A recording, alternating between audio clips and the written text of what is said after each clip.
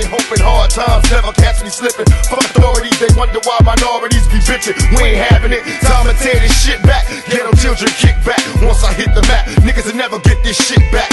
Spit it so eloquently, my pistols represent me, bustin' till my rounds empty. Back for the street fame.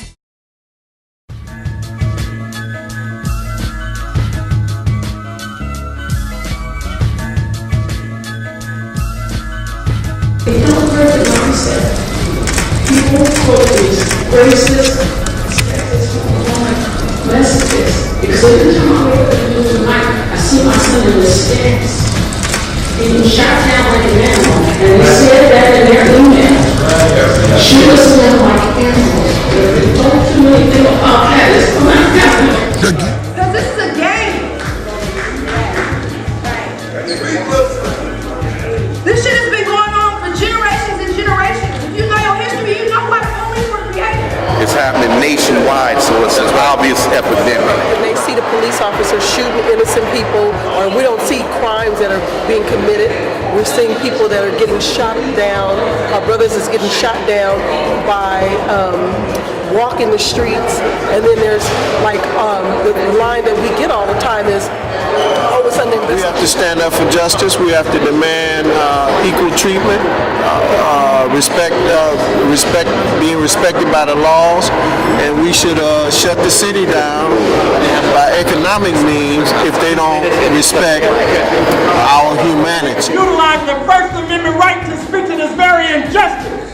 We actually can't let this moment pass. That's right. This moment cannot pass without there being conclusive change in San Francisco. So you're representing the Mario Woods family?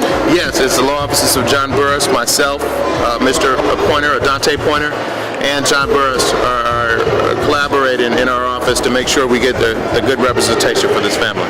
So like, is it a civil suit? Yeah, there's going to be a civil suit. Right. So what's your take on the police procedures that day?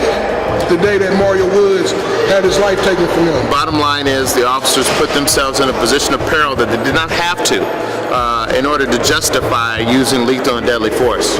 There were many other options that were available to them and that should have been made available to them to make sure that his life was respected. And they didn't do that. That's the bottom line, okay? Right, so you say that the officers put themselves in position. They put themselves in a position of peril.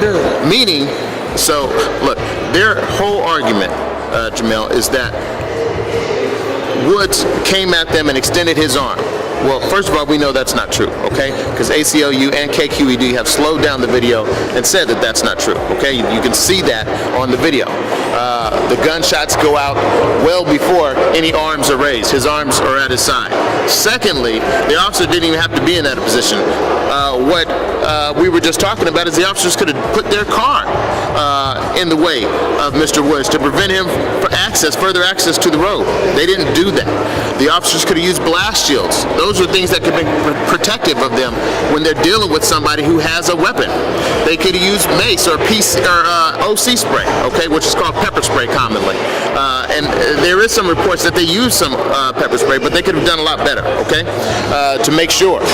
There's so many officers that were involved. You know, baton strikes may have been something that they could have resorted to before they used deadly force. Batons being longer than the knife. They could have handled this differently, and they should have. That's the standard when you use lethal and deadly force, is that it's absolutely necessary because there's an immediate threat. There was no immediate threat to the lives of any of the officers or the general public in that circumstance. The officers acted inappropriately, and the police commission should make sure that these officers are disciplined because of it. What do you think the chances are that you win? Well, look, I'm not going to talk about the litigation. What I will say is we're going to do our job. Well, I'll let my record and our record of our office stand for itself, okay?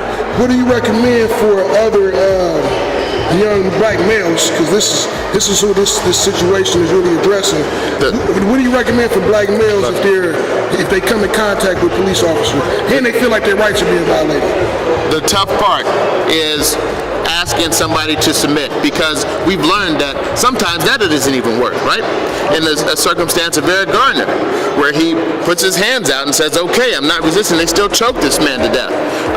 My Michael Brown, right, who put his hands up, right, and was still shot.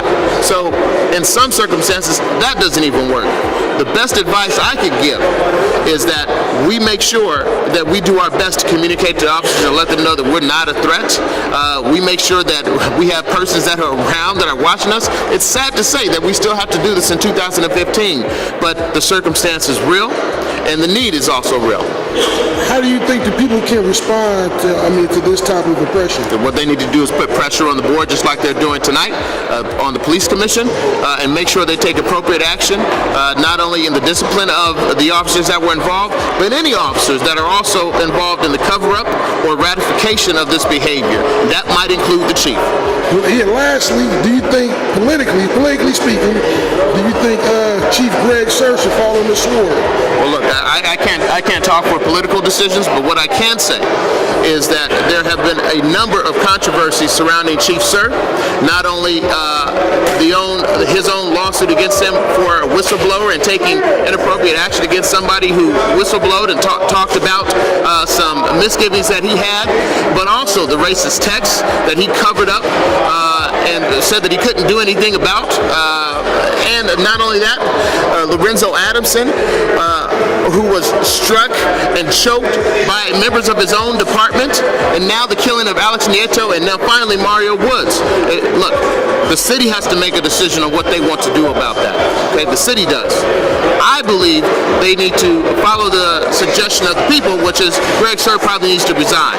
But, that